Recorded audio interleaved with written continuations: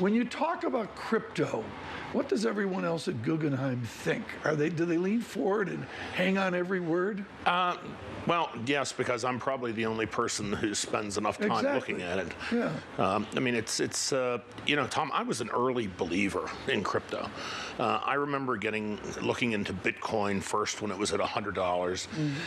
I did a presentation up at the Nantucket Project on crypto, you know, how to deal with it, how to invest in it, and I really thought that you know, this is a viable investment vehicle. But one of my big concerns is that no one has cracked the paradigm in crypto. And when I say they cracked the paradigm, its use as a currency, right? As you know, the definition of a currency is that it's a medium of exchange, it's a store of value, it's a unit of account. Not the last 90 days. Not at all.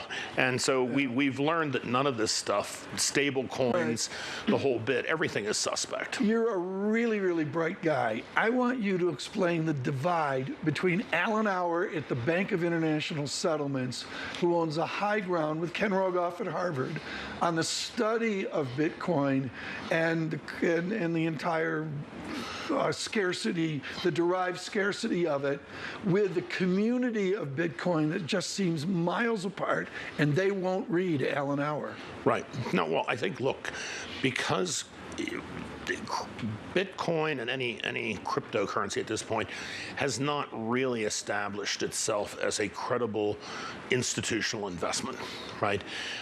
It's really become the market of a bunch of yahoos and backwaters, and I know I'm already going to be plastered on Twitter now for what I just said. Good luck when you get back to your desk. Yeah, exactly. Lisa's cell phone just melted down over there. Exactly.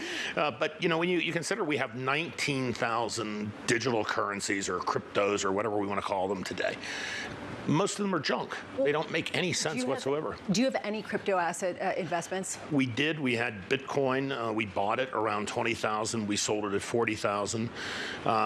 And I really thought we were going to correct. You know, after we got to 60, I thought we would correct to 30. We got there. And then I began to look at it and say, why are we stopping here? And so my latest work, which is entirely technical because there's nothing else to look at here, is that we were probably going to hit $8,000 before. What was that number? 8,000 until we totally flush out what's going on. So you have no more holdings? No. Okay, I mean, if I were, I'd be short. But well, that'll get me shot too. So you've been predictably bearish for a while, talking about how you do think that the U.S. is heading toward recession, but you've remained sanguine on certain risk assets amid this because of the short term. Has that changed as people bring forward the slowing growth narrative? Yeah, it definitely, it isn't the slowing growth narrative that caused me to change. It was my time at Stanford a few weeks ago at the Hoover Central Bank Conference. And I saw current Fed officials, ex-Fed officials, and they uniformly were extremely hawkish. I engaged in opportunities to talk about the market and the functioning of the market and so on and so forth. The bottom line is that short of a sudden collapse in equity prices, I don't believe the Federal Reserve is going to respond.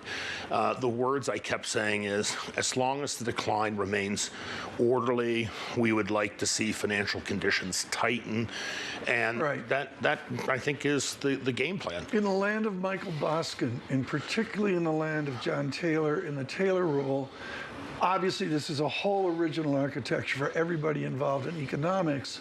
But if a central bank blinks, how is that expressed? Is it going to be expressed through dollar dynamics? Oh, absolutely. I think if the Fed blinks... We're going to make some news here. Give me a dollar call.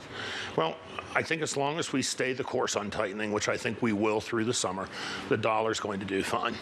But if the Fed blinks because of financial panic, which I think there's a high probability of toward the second half of the year, then I think that the dollar will come under pressure. What happens though if the Fed doesn't blink because of that, but because growth is actually slowing, which is basically what people are pricing in right now? Right, but I think that for the Fed, the dynamic is not the slowing growth, it's the inflation number. right? And the growth can slow, and we can still have high inflation, which, Tom is very familiar with. We called it stagflation. No. And I don't buy into that whole dynamic, but I'm just saying that they're tightening, I think, financial conditions faster than they realize. Can you use a Taylor rule, given the fiscal impulse we had off a natural medical disaster? Right. Well, I don't think so. And I think, Tom, what we're looking at here is more akin to the post-Second World War period. So you're going to give me a 47 analogy here. Exactly. And the analogy is that we hit 20% inflation in 1946.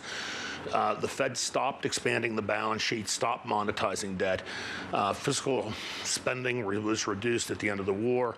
We had supply shocks as consumers looked to buy consumer goods at the end of the war.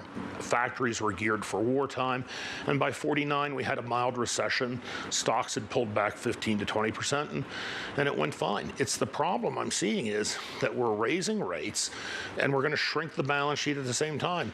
And I can remember sitting, I think, with you on Bloomberg back in December of 2018 when the chair made his famous statement that the shrinking of the balance sheet was on autopilot, and the next day we were mopping up from the Fed, and the stock market was down 20%.